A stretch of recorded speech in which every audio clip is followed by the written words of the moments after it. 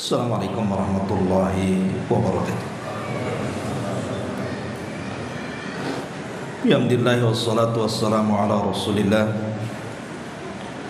wa ala alihi wa sahbihi wa mawalah wa la hawla wa la quwwata illa billahi wa ba'd. Kita lanjutkan kembali kajian kita, masih membahas kitab Tauhid, dan kita masuk pada bab ma jaa minat taghlidhi fi man abadallaha inda qabri rajulin salihin fa kaifa idza abadahu. Bab apa-apa yang datang dari Al-Quran dan Sunnah Nabi Sallallahu Alaihi Wasallam tentang larangan keras terhadap orang yang beribadah kepada Allah di sisi kuburan orang saleh, bagaimana jika dia menyembahnya. Ma'asyiral muslimin wal muslimat rahimakumullah. Bab ini masuk pada bab tentang syaddu dari'ah. Syaddu dari'ah itu artinya mencegah kesyirikan sebelum terjadinya, ataupun masuk pada himayatut tauhid, bagaimana seseorang itu menjaga tauhidnya. Makanya pengarang di sini membuat bab larangan keras. Tidak boleh menyembah Allah di sisi kuburan, walaupun kuburan itu yang dikubur orang soleh. Bagaimana kalau seandainya sampai menyembah orang soleh yang di kuburan itu? Dalam bab ini ada 4 dalil yang disebutkan oleh pengarang rahimahullahu ta'ala. Pertama, fi sahihi an Aisyah radhiyallahu anha anna umma Salamah dzakarat li Rasulillah sallallahu alaihi wasallam kanisatan ra'atha bi ardil habasyati yuqalu laha Mariyatu. Bahwa Ummu Salamah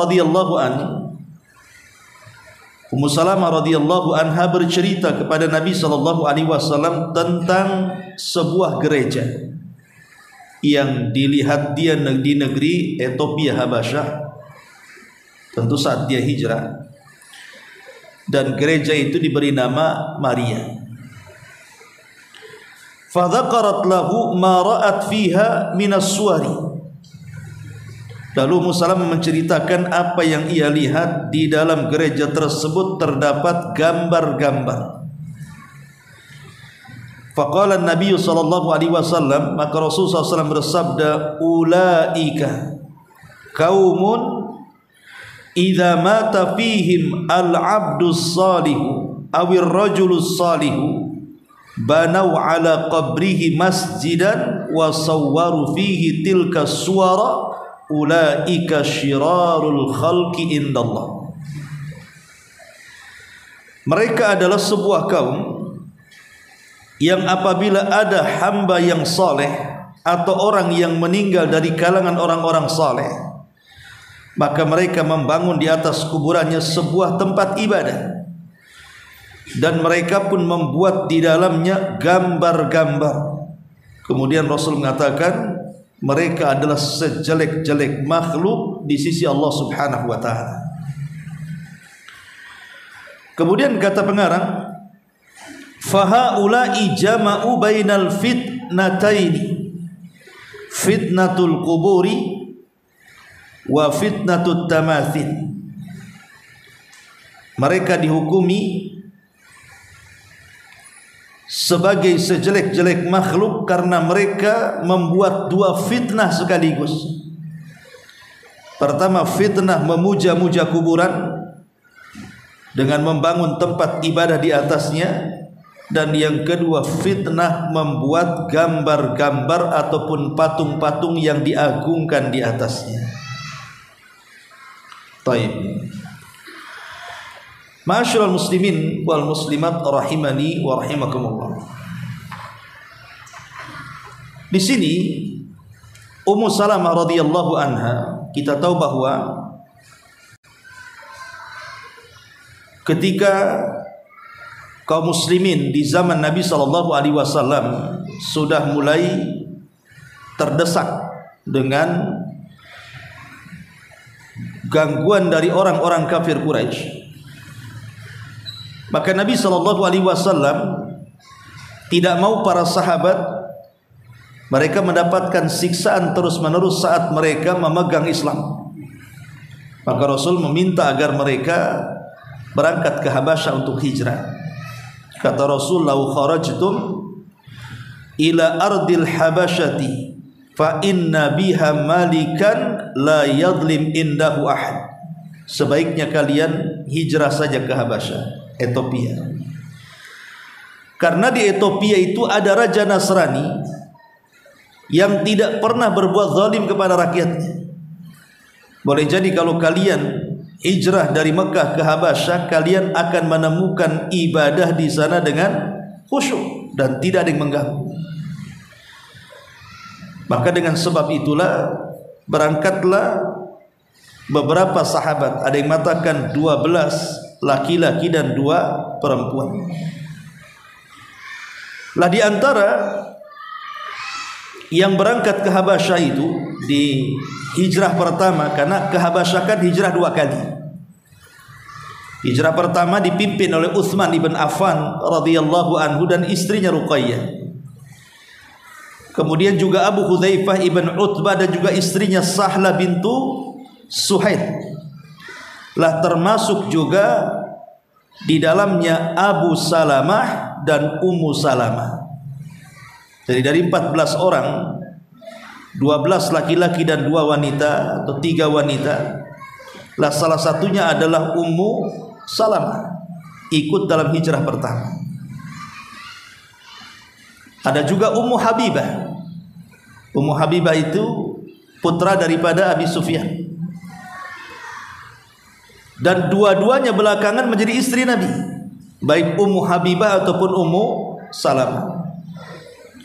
Kalau Ummu Habibah meninggal suaminya, kemudian setelah itu Raja Habasyah mendanai pernikahan Rasul dengan Ummu Habibah. Adapun Ummu Salamah suaminya mati syahid dan belakangan kemudian juga dinikahi Nabi sallallahu alaihi wasallam. Jadi dua-duanya termasuk ummuna ummul mukminin radhiyallahu anhum. Lah Ummu Salamah radhiyallahu anha adalah orang yang as-sabiqun al-awwalun, di antara sahabiah-sahabiah yang awal-awal masuk Islam. Bahkan dialah yang pertama kali hijrah dari Mekah ke Madinah. Wanita ya, dari kalangan wanita maksudnya. Ummu Salamah itu wanita yang pertama kali hijrah dari Mekah ke Madinah. Dan dia juga wanita yang pertama kali hijrah bersama suaminya, bersama rombongan Utsman dari Mekah ke Habasyah. Jadi luar biasa pengorbanan Ummu Salamah itu. Makanya saat meninggal Abu Salamah, banyak para sahabat yang menawarkan diri untuk menjadi suaminya, tapi semua ditolak. Karena di zaman itu menilai wanita itu karena jasanya dalam Islam, bukan karena kecantikan, bukan karena harta dan yang semacamnya. Makanya rebutan Ummu Salamah. Tapi karena Ummu Salamah tidak mencintai kecuali Abu Salamah, maka dia tolak semuanya. Baru setelah yang melamar Nabi SAW, kemudian diterima dan dipinang dan menjadi istri baginda sallallahu alaihi wa ala alihi wasallam. Lah selama Ummu Salamah di Habasyah ini tentu melihat hal-hal yang tidak sesuai dengan ajaran Islam. Jadi satu hari dia pernah melihat satu gereja, nama gereja itu Maria. Dan di gereja itu ada gambar-gambar. Ya ma'ruf lah, kita lihat sekarang kan juga banyak gambar-gambar yang diletakkan gitu deh oleh mereka. Maka hal ini diceritakan kepada Nabi SAW soal kondisi gereja yang ada di Ethiopia di kala itu. Maka Nabi SAW menceritakan kenapa mereka meletakkan patung ataupun gambar-gambar di dalam gereja itu. Kata Nabi SAW, mereka itu, wahai Ummu Salamah, apabila ada orang soleh di antara mereka meninggal, maka mereka akan menjadikan kubur orang soleh itu dijadikan masjid. Kemudian setelah itu mereka akan membuat gambar. Makanya Nabi SAW mengatakan, ulaika syirarul khalqi indallah. Maka mereka adalah seburuk-buruk makhluk di sisi Allah Subhanahu wa taala. Dari sini kita tahu bahwa ada perbedaan antara agama kita dengan agama orang Nasrani. Karena akhir-akhir ini viral, ada seorang ustadz yang hendak membandingkan antara agama Islam dengan agama Nasrani. Tidak akan banding. Karena agama tauhid tidak bisa dibandingkan dengan agama syirik.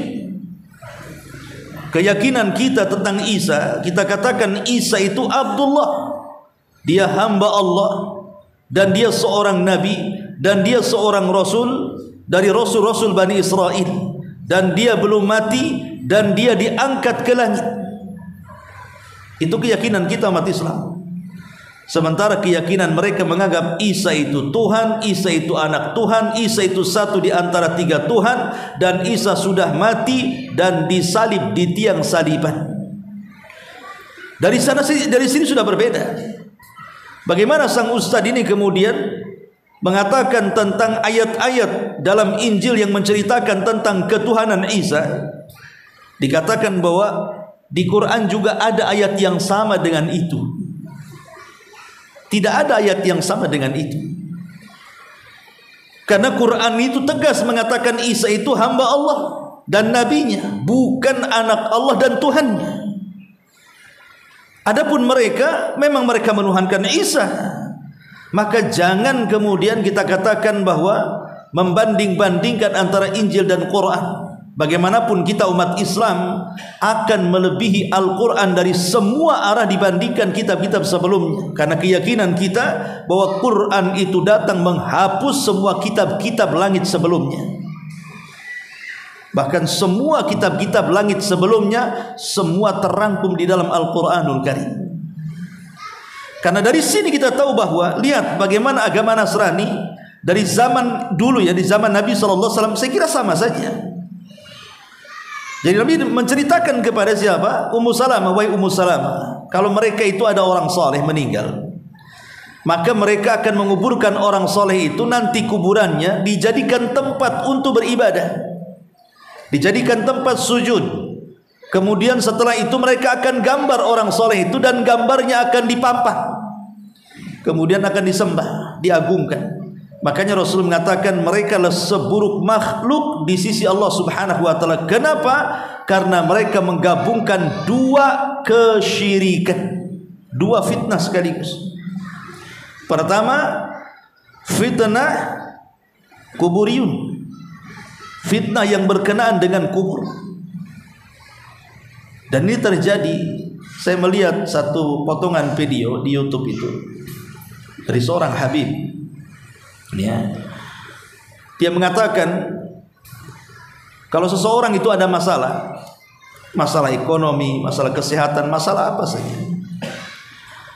maka tinggal meminta kepada potoknya wali ini.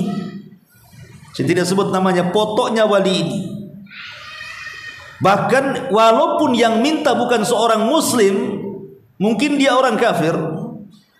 Kalau orang kafir ini ada masalah, kesulitan apa, minta saja, bercakap-cakap dengan foto itu katanya. Ngomong sama foto wali itu, nanti kesulitannya akan diangkat katanya. Khawatirin muliakan Allah Azza wa Jalla. Inilah yang terjadi, bahwa ada di antara kita kaum muslimin itu yang terjangkit dengan kesyirikan orang-orang Nasrani yang mengagungkan gambar-gambar orang-orang soleh mereka. Belum lagi kemudian bicara soal kuburiyun, orang-orang yang beribadah dalam kubur. Kenyataan hari ini ada sebagian pakar sudah membongkar kan, tentang beberapa kuburan palsu yang dinasabkan kepada kuburan wali. Rupanya tidak ada orang yang ditanam di situ, tapi kemudian dibuat kuburan wali.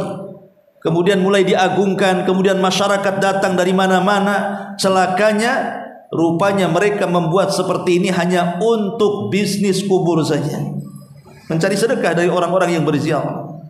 Na'udzubillah. Jadi yang membuat kubur menipu, yang datang ke kuburan terjerumus kepada kesyirikan. Apa enggak kuadrat itu dosanya? Pertama, jadi untuk dibuat ajang kesyirikan, kemudian dipalak pula duitnya, suruh bersedekah. Nah, ini yang terjadi, ikhwatu fillah muliakan Allah Subhanahu wa taala. Makanya wajar kalau kemudian pengarang mengatakan mereka telah menggabungkan dua fitnah, fitnah kuburiyun dan fitnah gambar. Ma'asyiral muslimin yang dimuliakan Allah Subhanahu wa taala. Syekh Abdurrahman ibn Muhammad rahimahullahu taala, beliau mengatakan, wal fitnatu bil kuburi kal fitnati bil asnami wa asyad. Fitnah yang berkaitan dengan kuburan itu tidak ubahnya dengan fitnah yang berkaitan dengan berhala. Bahkan boleh jadi fitnah kubur lebih dahsyat dibandingkan fitnah berhala. Kenapa demikian? Beliau jawab, karena fa inna syirka bi qabrin salihin, fa inna syirka bi qabrin rajulin salihin qad yu'taqadu salahuhu aqrab ila nufus minasyirki bi khashabati aw hajarin, bi khashabatin aw hajarin, wa lihada tajidu ahla syirki yatadarrauna indaha wa yahshawna wa yakhda'una wa ya'buduna ibadatan la yaf'alunaha fi buyutillahi azza wa jalla. Karena kesyirikan yang berkenaan dengan kubur orang saleh, sungguh terkadang diyakini kesolehannya, sehingga karena diyakini kesolehannya ini, jiwa ini semakin terikat dengan kuburan dibandingkan para penyembah pohon dan batu. Sehingga di antara mereka kita lihat ada yang menghinakan dirinya di sisi kuburan, khusyuk di sisi kuburan, merendahkan diri di sisi kuburan, bahkan beribadah dengan ibadah yang tidak pernah dilakukan oleh para penyembah batu dan pohon. Jadi kesyirikan kubur ini luar biasa, ikhwatu fiddin.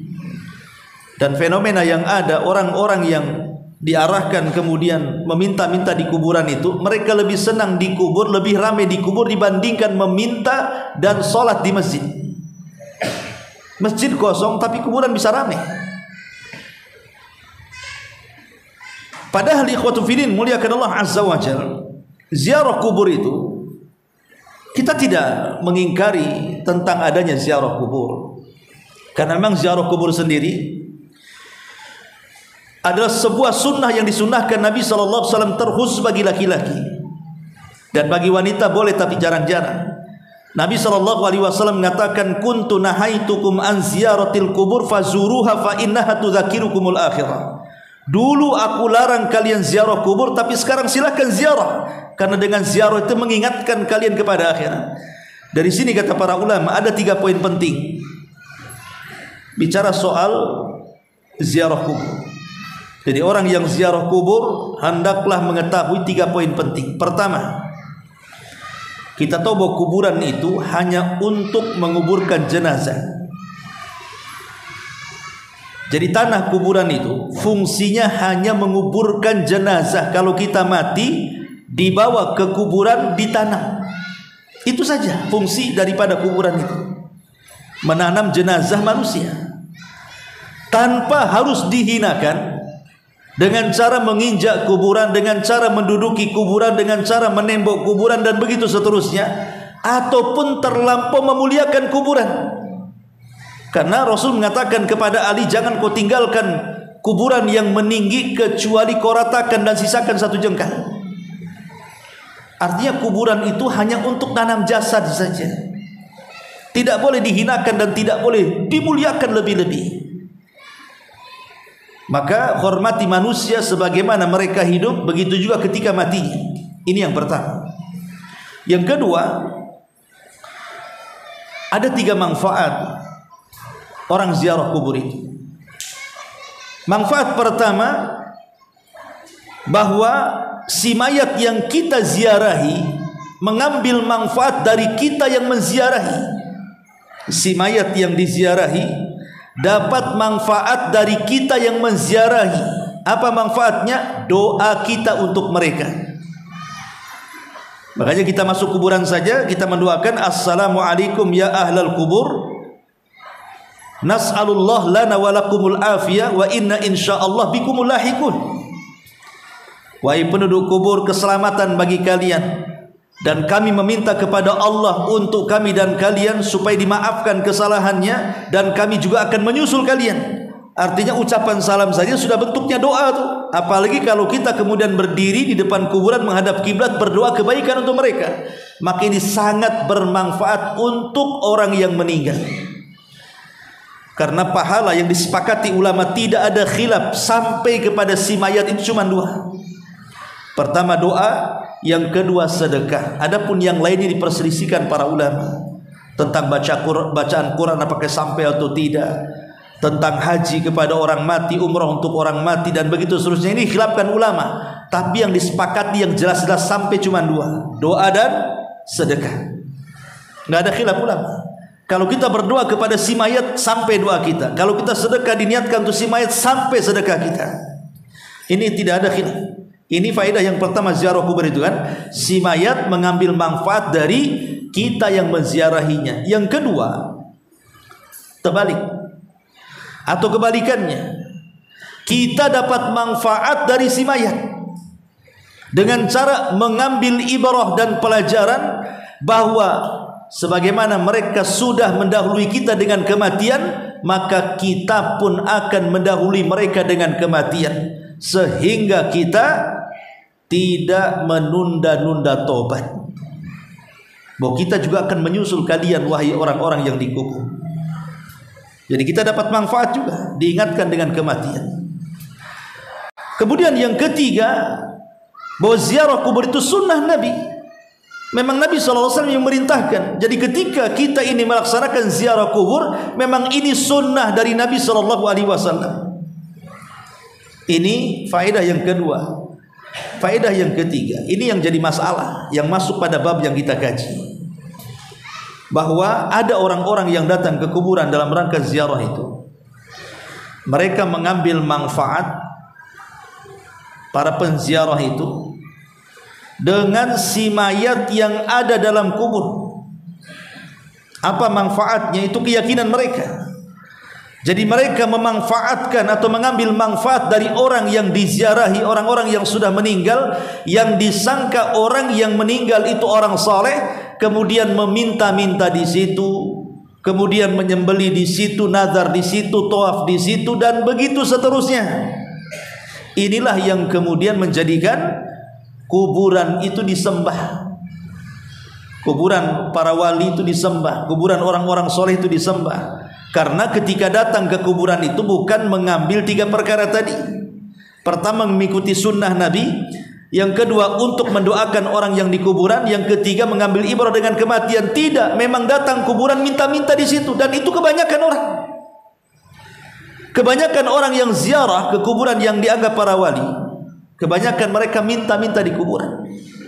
Makanya di sini Syekh mengatakan, larangan keras, tidak boleh menyembah kepada Allah di sisi kuburan, apalagi kalau sampai menyembahnya.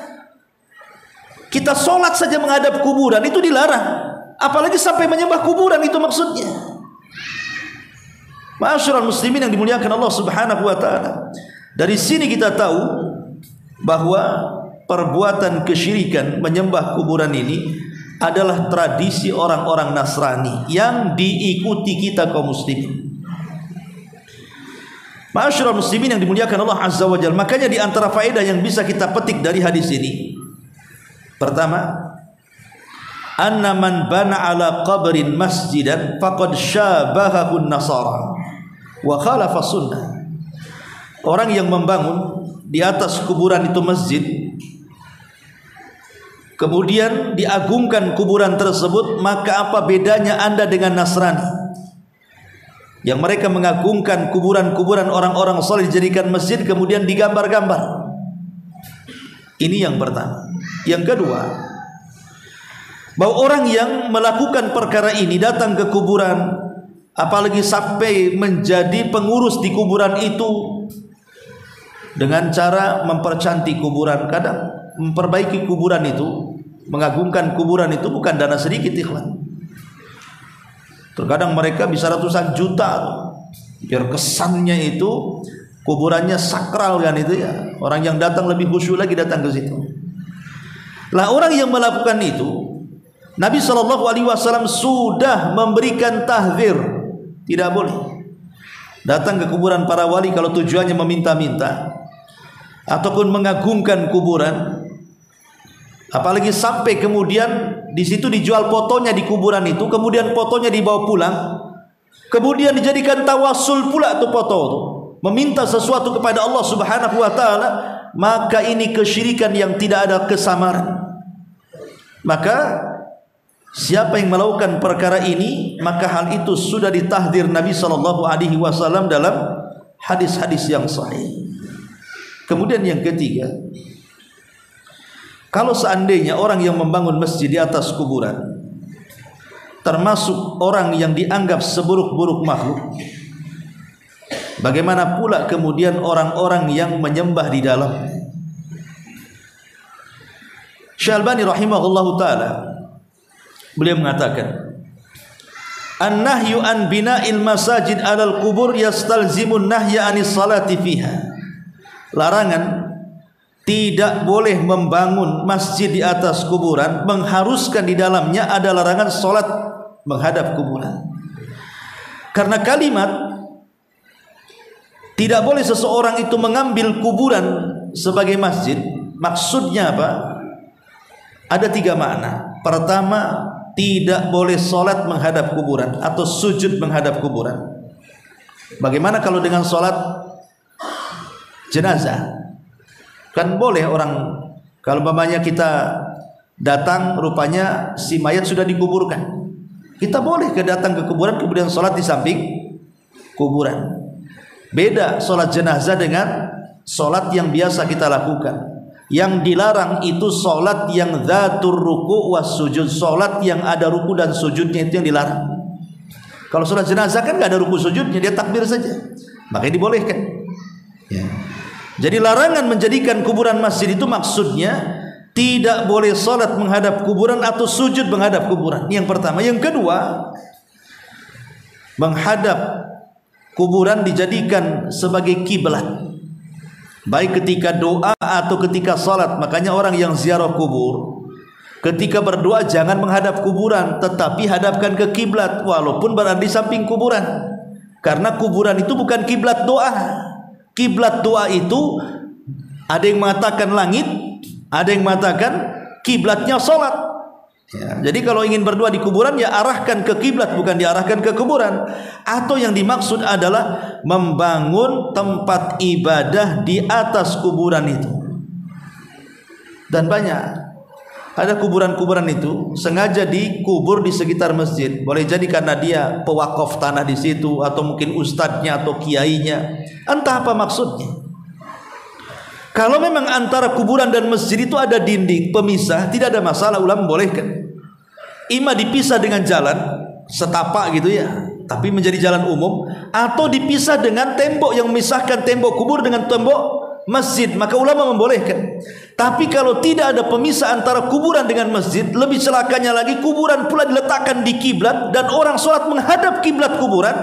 Inilah yang dilarang keras oleh Nabi SAW.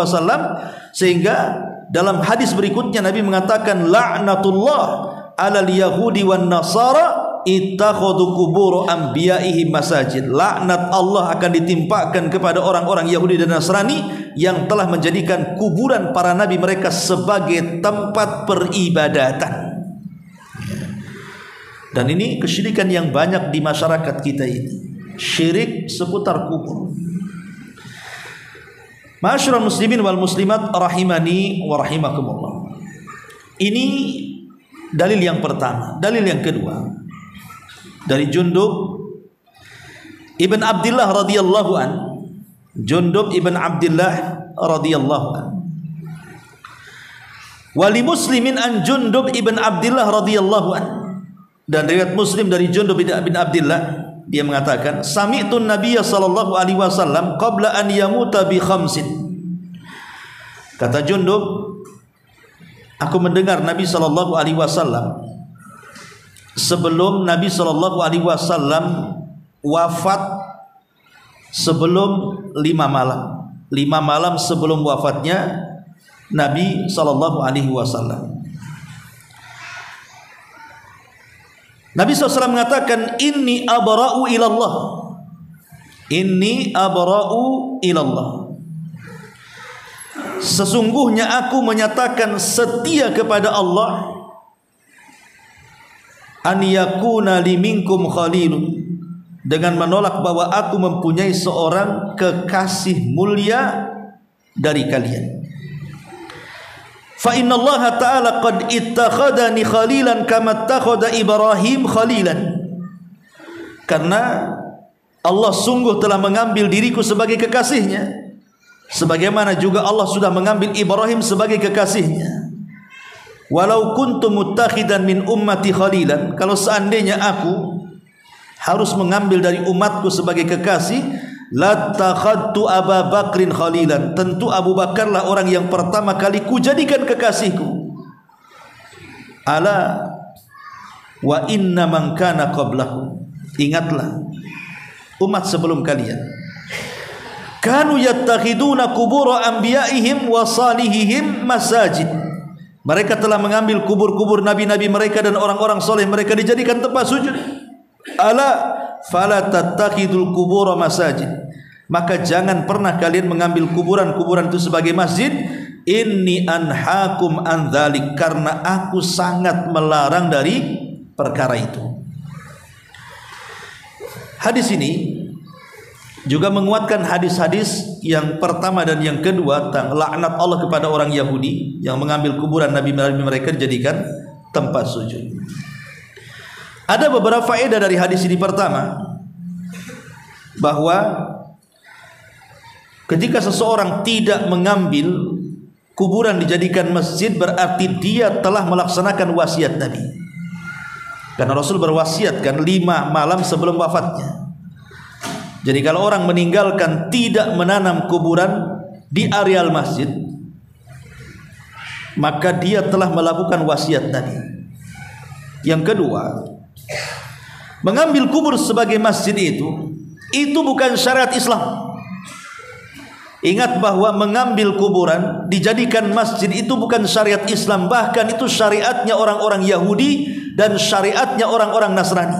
Maka siapapun yang mengambil kuburan dijadikan tempat sujud, maka dia telah tasyabbuh dengan orang-orang Yahudi dan Nasrani.